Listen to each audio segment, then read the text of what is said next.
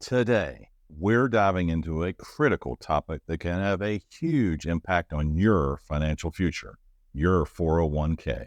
More specifically, the top three biggest 401k mistakes people make that can ruin your retirement plan. Trust me, you don't want to make these mistakes. Let's jump right in. All right, mistake number one, not contributing enough to get your full employer match. Let me break it down. This is free money, literally. When you don't contribute enough to your 401k to get your employer's full match, you're leaving money on the table. For example, if your company offers a 100% match up to 6% of your salary, and you're only contributing 3%, you're missing out on that extra 3% of free contributions. Think about it. Over the years, this can compound into thousands of dollars, maybe even more. To show you how significant this mistake can be, let's walk through an example of two different people making the same salary, but one invests 3% of their salary into their 401k, while the other person invests 6% of their salary. So the person investing 3% in their 401k is not getting the remaining 3% match from their company, while the other person is getting the full match. For this example, we'll say that each employee makes $80,000 per year, that they'll get an annual return of 10% per year based on the fact that the S&P 500 index has averaged over 10% per year since 1957, and we'll assume this takes place over the next 30 years. Now, in reality, no one would likely stay at the same salary for 30 years, but this example will still be able to show us the massive impact this mistake can have. Here's a graph showing you how much would be in the retirement account of the person who invested 3% for 30 years, leaving the other 3% match from their company on the table. They would have around $912,000. Now, compare that to the employee who invests 6% over those 30 years, making sure they get the full employer match.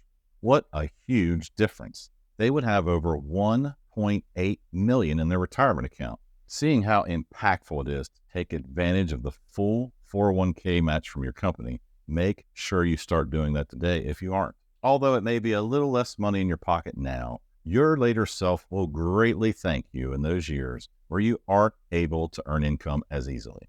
Mistake number two is a silent killer for your 401k, and that is leaving your money in high-cost default investments. When you first enroll in your 401k, it's easy to just go with the default investment option. But these funds are often more expensive to maintain and may underperform compared to other options. And in a lot of instances, when you sign up for your 401k, many investment brokers will default you to a fund that benefits them more, and that would be those funds that have higher expense ratios. And if you're wondering, what's an expense ratio?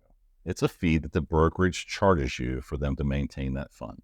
In many cases, the default fund they assign you for your investments often don't perform as well as other index-type funds like ones that track against the S&P 500. And they usually have much higher expenses to maintain, aka that expense ratio. Here's an example from my 401k of the default fund they put people in when they sign up. They put you in a fund that is close to the year of your expected retirement.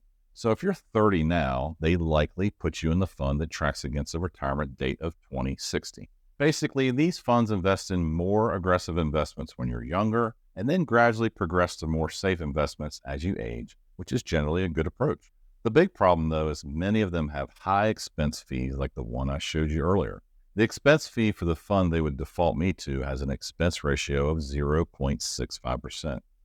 which is very high, especially when you compare it to the S&P 500 fund I have available to me, which is just 0.02%, or 97% less than the other fund. And over time, these expense ratio fees can really add up. The other point to make here is that S&P 500 fund will in all likelihood outperform the retirement age funds. These are the returns from the funds in my account, and I'm even including some of their later retirement age accounts that are invested in more aggressive growth companies than the one for my age group. As you can see, the Fidelity S&P 500 fund has outperformed all of these other retirement age account funds at every interval, and not just by a small percentage either. Now, what does that impact really look like if I leave my money in a more expensive and worse performing fund? We'll answer that in this next example. Again, we're going to assume we have that same employee making $80,000 per year, and investing 6% into their 401k and getting that nice 6% match from their employer. And we'll use the average 10-year return of the 2040 fund and the Fidelity S&P 500 fund for this 30-year example.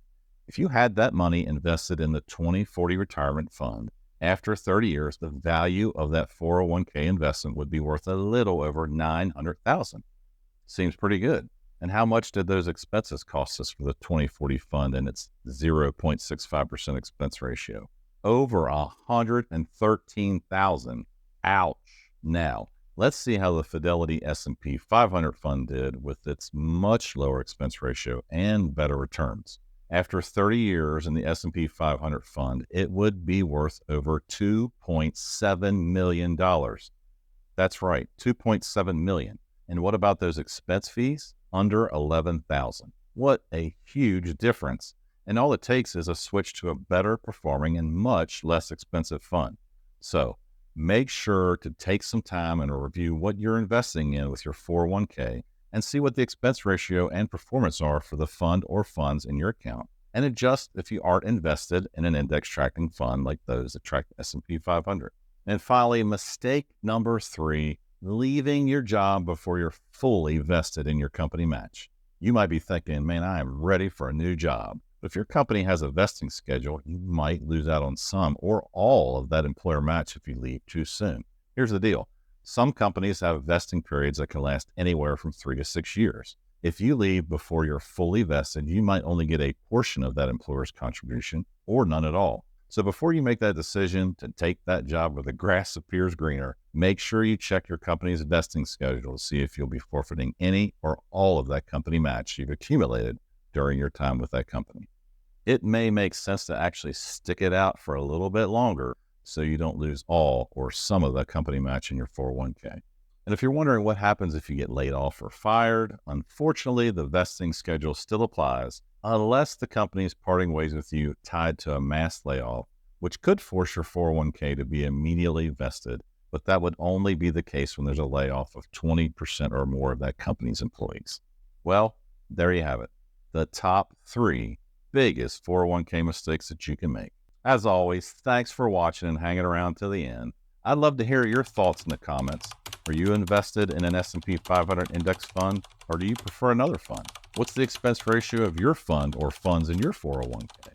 And don't forget to like and subscribe so you don't miss any new content. I'm here to make content focused on your money and how to manage it best. See you in the next one.